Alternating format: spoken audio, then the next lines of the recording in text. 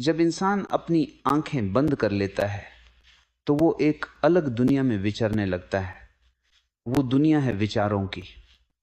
वो सोचता है मुझे ये चाहिए, मुझे वो बनना है, मुझे वो करना चाहिए। लेकिन जब आंखें खुलती हैं तो वही संसार, वही पथ, वही हालत कुछ और यही प्रस्तुत करती है। पहला झटका है एहसास कि हमारे विचार और वास्तविक अनुभव अक्सर एक दूसरे से असंबद्ध होते हैं। मत करो कि विचार ही सब कुछ है। विचार तो सिर्फ आवाज है, लेकिन अनुभव ध्वनि नहीं, साम्राज्य है।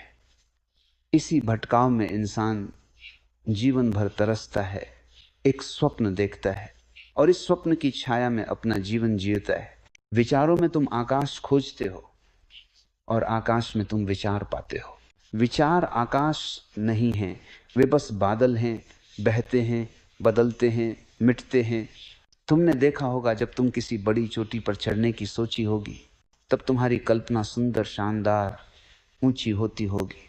लेकिन जब तुम चढ़ते हो तब हवा, पत्थर, थकावट, अंधेरा सब मिल जाते हैं। तब कई लोग गिर जाते हैं, कई लोग घबरा जाते हैं। क्यों? क्योंकि उन्होंने उस संकल्प को अपना लिया था, लेकिन उन्होंने संदर्भ नहीं देखा, जो जमीन है, जो मौसम है, जो शरीर की सीमा है। इंसान सोचता है मैं अमर होऊंगा, मैं अविनाशी हो जाऊंगा, लेकिन जीवन कहता है हाँ। लेकिन अभी तुम थका हुआ इंसान हो, एक नश्वर प्राणी। और जब वही विचार, वही संकल्प आदान प्रदान होता है जीवन के अव्यक्त नियमों से, तब विपत्ति आती है। इसी संघर्ष के बीच मन टूटता है, अहंकार आहत होता है और इंसान सोचता और अनुभव में लड़खड़ा जाता है। इंसान की सबसे बड़ी भूल है वो अपने विचार को अपनी पहचान मान लेता है। वह कहता है मैं सोचता हूं इसलिए मैं हूं।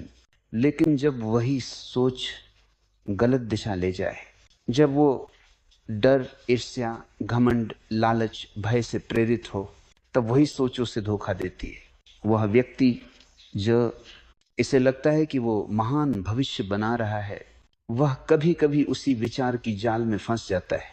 और जब विचार और अनुभव टकराते हैं तो व्यक्ति टूटता है, क्योंकि उसने सोचा था कि वो वह है जो अभी नहीं है।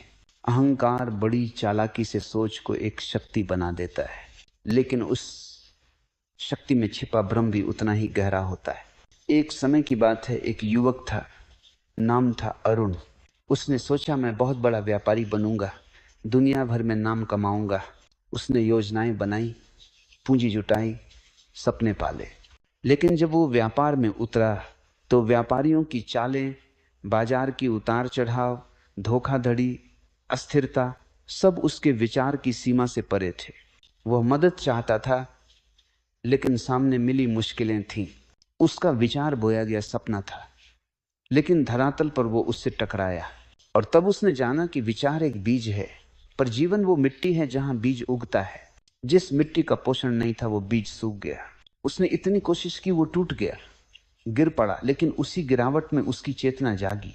वह समझ गया कि विचार और वास्तविकता के बीच दूरी है और उसे दूरी को पाटना है। अनुभव को विचार से बड़ा मानना है। तुम अंदर एक विभाजन अनुभव करते हो।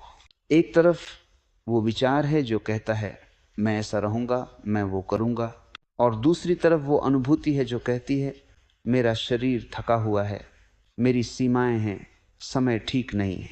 और विभाजन तुम्हें भीतर उलझा देता है। मन कहता है आगे बढ़ो, अनुभूति कहती है रोक ले, शांत हो जा। और द्वंद्व शक्ति, विचार बनाम अनुभव, इंसान को उसकी ही आत्मा से दूर करती है। उसने अपने विचारों में उड़ान भर ली, पर जब जमीन न मिली तो उसने गिरने को स्वीकार नहीं किया और वो लटक गया बीच राह में और सोचता रहा मैंने क्या गलत किया। लेकिन गलती नहीं हुई। ज्ञान तो यही था कि विचार और अनुभव की दूरी को जानना ही आध्यात्मिक पथ का पहला कदम है। जब इंसान इतना परिपक्व हो जाता है कि वह स्वीकार कर ले कि मेरा विचार मेरी अंतिम हृदयस्थता नहीं है, तब एक चमत्कार घटता है। वह विचारों को नहीं, उन्हें देखना शुरू कर देता है। वह देखता है विचार आया, वो विचार गया। वह जानता है विचार स्थिर नहीं, वे प्रवाह हैं। और उसी क्षण में वो विचारों की पूंजी से बाहर आ जाता है। वह अविच्छिन्न रूप से अस्तित्व के साथ जुड़ जाता है जहां विचार उसके पार की लीला है और अनुभव उसका जीवंत संगीत है। और यही वो स्थान है जहां वो सत्य से मिलता है, न कि विचारों में, न अनुभवों में, बल्कि उनके बीच की उम्मीद रहित जागरूकता में। आखिरकार वो व्यक्ति जिसने इस सत्य को आत्मा की गहराई से जान लिया, वह मुक्त हो जाता है। मुक्त न उस दृष्टि से कि वो संसार से कट जाए, बल्कि वो इतना जीवंत हो जाता है कि संसार में होने के बावजूद वो अपना केंद्र न खोता। वह न सोचेगा कि मैं ऐसा बनूंगा, क्योंकि वो जाने कि जो बनना है वो स्वयं घटेगा। और वो विचार नहीं, वो भावना रहेगा, वो अनुभव रहेगा। वह जान जाता है कि विचार केवल संकेत हैं, अनुभव वो यात्रा है, और शून्यता वो धारा है जिसमें सब कुछ बहता है। और इस ज्ञान में वह जीवन की पूरी लीला को बिना संघर्ष के देखता है। वह न कोई विरोधी बनता है, न कोई भाग्य निष्पन्न करता, बल्कि दर्शक भी, सहभागी भी, रचनाकार भी बन जाता है। और इस स्थिति में वह जो सोचता था वो अब बोझ नहीं, वो सौगात बन जाती है। वह जो अनुभव कर रहा है वो सत्य नहीं, वो रूप ही बन जाता है। और वो जो है वो न सीमित है न बंधा है, वह स्वयं की ऊंचाई है, वह निराकार चेतना है, वह अनंत प्रेम है। जब सोच और होना एक हो जाते हैं तभी तुम हो जाते हो। जब सोच और होना एक हो जाते हैं तब जीवन पहली बार शुद्ध संगीत बनता है। न कोई बेसुरा सुर, न कोई टूटा राग। ग सिर्फ एक ऐसी ध्वनि जो सुनाई नहीं देती, लेकिन भीतर के हर कण को हिला देती है, जगा देती है।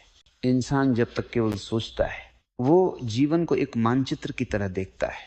वो रास्ते गिनता है, दिशा तय करता है, योजना बनाता है, पर वो चलता नहीं।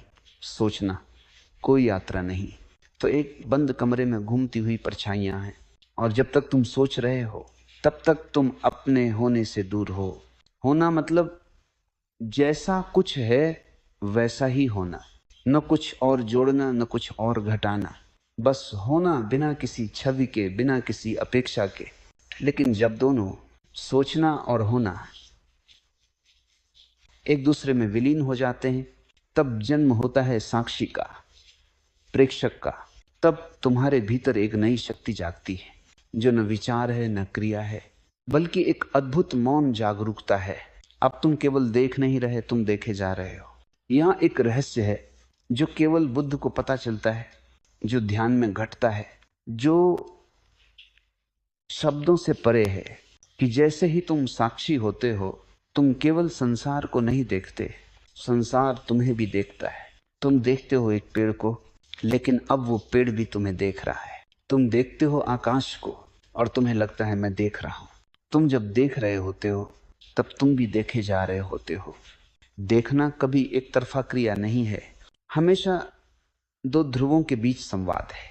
यह संवाद तभी संभव होता है जब सोच और होना एक हो जाएं, क्योंकि तब तुम कृत्रिम नहीं होते, तब तुम तैयार नहीं हो रहे होते, तब तुम बस हो। शब्द वहां समाप्त होते हैं जहां सत्य प्रकट होता है। इस साक्षी अवस्था में तुम्हारे पास अनुभव तो बहुत होता है, लेकिन उससे कहने के लिए कोई शब्द नहीं होते, क्योंकि शब्द छोटे हैं और अनुभव विराट। शब्द सीमित हैं और अनुभव असीम। शब्द स्थूल हैं और अनुभव सूक्ष्म। जिसे कहा जा सकता है वो अंतिम सत्य नहीं है, जिसे कहा नहीं जा सकता वही अंतिम सत्य है। और इसीलिए जब तुम उस मौन में पहुंचते हो जहां सोच और होना एक हो जाते हैं, तब तुम मौन में बोलते हो, तुम्हारी आंखें बोलती हैं, तुम्हारी उपस्थिति एक वाक्य बन जाती है, तुम्हारा होना ही एक उपदेश हो जाता है। क्योंकि अब तुम्हारे पास कहने के लिए कोई सोचा हुआ नहीं होता। अब तुम्हारे भीतर जो भी है वो घटा हुआ है, जिया हुआ है, मौन रूप में अनुभव किया गया है। तब तुम स्वयं विचार नहीं रहते, तुम विचार का स्रोत बन जाते हो। तब एक और सुंदर बात घटती है, तुम जो सोचते हो वो तुम्हारा नहीं होता, वो अस्तित्व का होता है। तुम विचार नहीं करते, विचार तुम्हारे माध्यम से घटते हैं। तुम साधन नहीं, माध्यम बन जाते हो।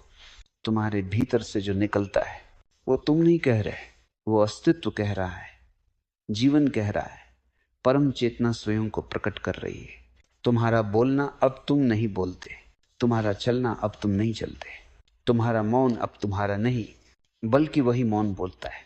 जिसने बुद्ध को बुद्धत्व दिया, जिसने महावीर को मौन में बिठा दिया, जिसने नानक को गीत बना दिया।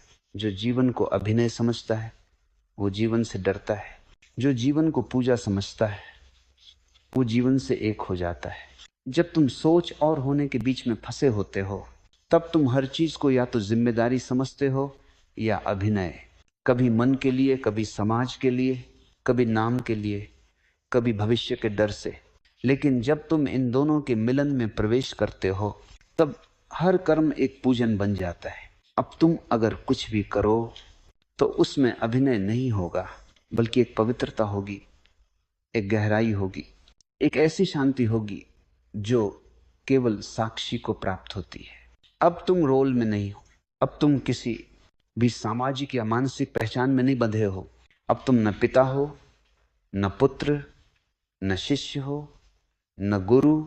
अब तुम केवल होने का अनुभव हो। तुम जो कुछ भी कर रहे हो वो केवल इस क्षण में घट रहा है और तुम बस उसमें घटते जा रहे हो, बिना भूत के भार के, बिना भविष्य की चिंता के। ये वही स्थिति है जहां जीवन लीला बनता है। न तुम कुछ बदलना चाहते हो, न बचाना, न छिपाना, न साबित करना। तुम सिर्फ हो और इसी होने में तुम संपूर्ण हो। लोग मोक्ष को किसी और जीवन के बाद घटने वाली घटना समझते। मोक्ष कहीं जाने की यात्रा नहीं है, यहीं रहने की गहराई है। बाहर नहीं, भीतर है। तब घटता है जब सोच और होना एक हो जाते हैं। वह व्यक्ति जो इस अवस्था में जीता है वो कभी भी जीवन से अलग नहीं होता। वो मृत्यु से भी नहीं डरता, क्योंकि वो जानता है कि मृत्यु केवल एक रूपांतरण है, न कि समाप्ति। वो इतना गहरा हो चुका होता है कि अब कोई सतह उसे डुबा नहीं सकती। वो प्रेम करता है लेकिन उसमें स्वार्थ नहीं। वो मौन रहता है लेकिन उसमें खामोशी नहीं। वो जीता है लेकिन उसमें पकड़ नहीं। और यही जीवन की पूर्णता है, यही साक्षी अवस्था है, यही परमात्मा है।